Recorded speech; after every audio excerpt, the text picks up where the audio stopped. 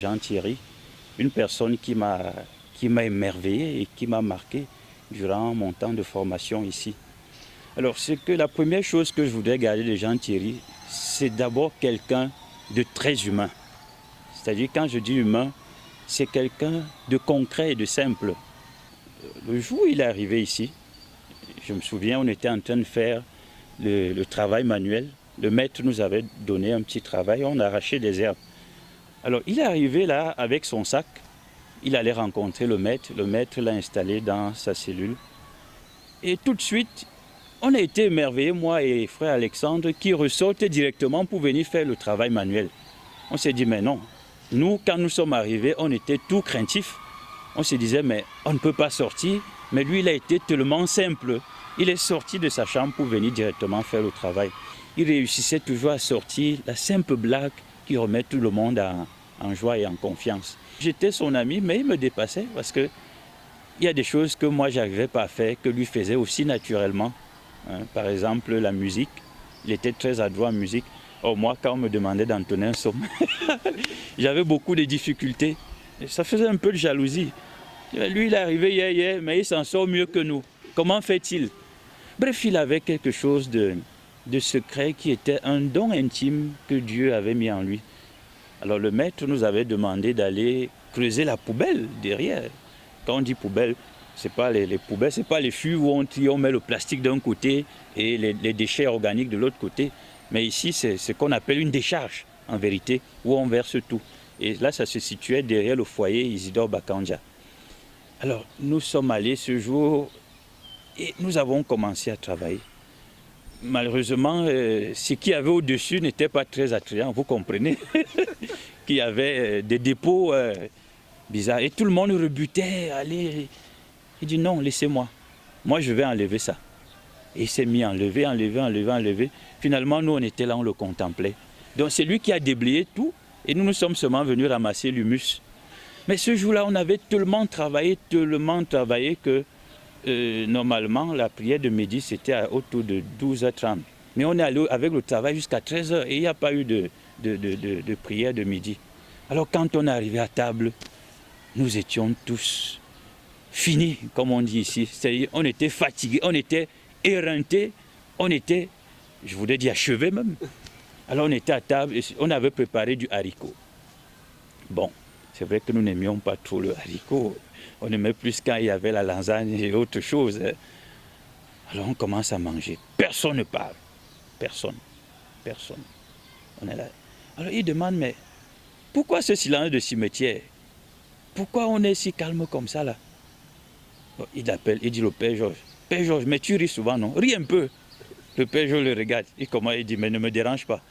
Bref, il a commencé à lancer des petites boutades, des petits trucs simples. Alors j'ai vu finalement l'ambiance est revenue à la normale. Et en un temps, tout le monde était joyeux, si bien qu'on a oublié le travail. On a fait la formation en informatique là, avec Jean-Christian Awono, qui à l'époque faisait le montage à la source du Carmel. Alors lui, il a appris tellement vite et pendant le moment de sieste, lui, il allait s'essayer dans le montage, l'infographie et tout et tout. Un jour, donc, moi, je le trouve là en plein temps de sieste, en train de saisir un texte. Je demande, mais Jean-Thierry, qu'est-ce que tu fais? Je suis en train de saisir un texte. Je jette les yeux sur l'écran. Je vois qu'il est en train de faire la saisie d'un poème qui parlait d'amour. Je vois ma bien-aimée, mon bien-aimé, qu'il est beau de te rencontrer. J'ai dit, mais mon frère, c'est comment? Qui te trouble comme ça? Dans ma tête, je me disais, mais qu'est-ce qui lui arrive? Est-ce qu'il a fait la connaissance de quelqu'un à l'extérieur et finalement, il est totalement pris et il est en train de saisir.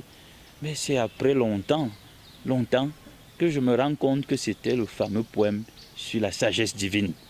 Il avait du plaisir à chanter la liturgie des heures, à animer les messes. Et pendant les moments d'oraison, on le voyait vraiment plongé dans l'intimité. C'est vrai que c'est une relation avec Dieu. On ne peut vraiment pas l'évaluer. Mais je me dis que si sa vie communautaire était aussi dense, aussi profonde, abondante et riche, c'est parce qu'il y avait cette fibre intérieure qui le rattachait secrètement au Christ et qui était la richesse de son oraison. Donc, quelqu'un de passionné par le chant, quelqu'un d'assidu à la prière, et quelqu'un qui est aussi parfois là, aux heures perdues. C'était pas surprenant de le rencontrer en train de dégrainer son chapelet, chose qui n'était pas toujours naturelle chez nous, mais toujours avec son chapelet. Et je crois que son amour pour la Vierge s'est vite dessiné. Ça s'est vite dessiné. Et c'est vrai que par la suite, sa spiritualité s'est axée sur l'enfant Jésus. Mais il avait un amour particulier aussi pour la Vierge Marie. Si vous rencontrez les jeunes avec qui il travaillait, on vous dira qu'il était l'ami de tout le monde. Parfois, aux heures perdues, on était toujours en train de sonner au portail. Qui est-ce que vous voulez voir? Parfois, le père Georges se fâchait aussi comme qu'est-ce que vous cherchez? Vous cherchez quoi? On veut voir Jean-Thierry. On veut voir Jean-Thierry. Mais c'est dire qu'il avait vraiment une relation particulière avec le groupe des Tarsiciens. C'était quelqu'un d'ouvert, très ouvert envers tous les jeunes. Si bien que moi, j'étais l'aumônier des jeunes, mais on ne parlait plus trop de moi. On parlait plus de lui, puisque, en fait, c'est lui qui était très proche de ces jeunes-là. Mais si bien qu'à un moment même, excusez-moi, tellement il était proche que ça pouvait prêter à confusion.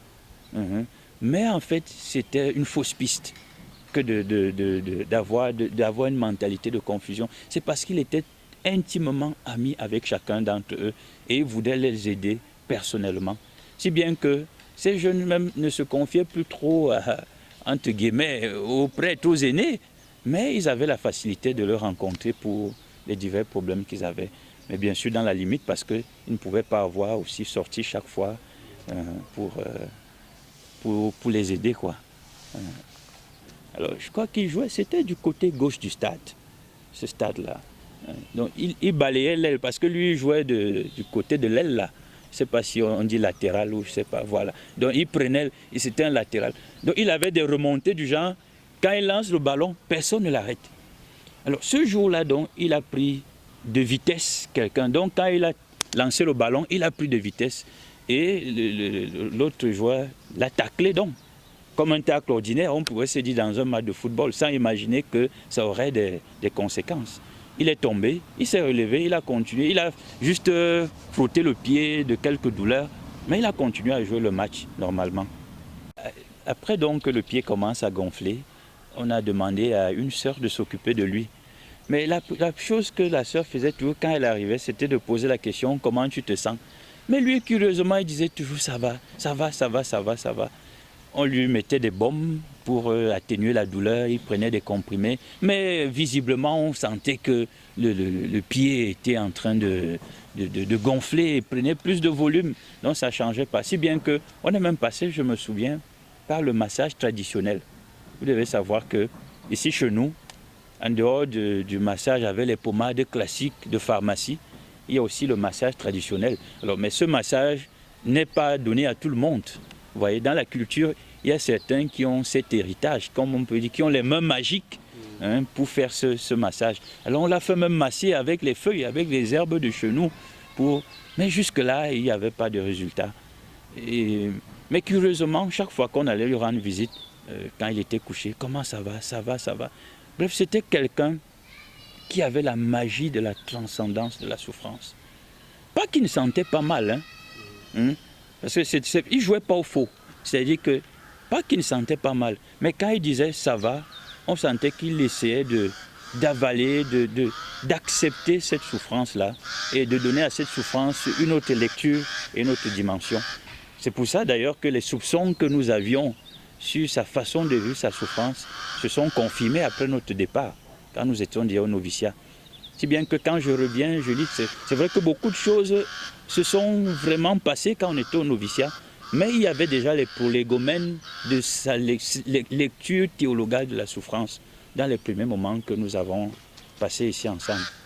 Donc, accepter la souffrance, supporter la souffrance, ne pas l'extérioriser, et puis ne pas faire du genre où parce que parfois aussi quand on est malade, on veut les soins des autres. Il faut qu'on s'occupe tellement de moi. Mais ces choses-là, on sentait qu'il ne voulait pas trop, il ne voulait pas qu'on se lamente trop à son sujet. qu'on soit toujours... Parfois, quand on est malade, on devient comme un bébé. On veut que tout le monde vienne. Alors, ça devient du goût. Ça devient du goût. Ce n'est plus... Parce que même dans la maladie et la souffrance, cela doit être vécu avec un certain détachement. Alors, le fait de se plaindre, toujours montrer que parfois ça peut être un mécanisme voilé du désir d'être trop entouré.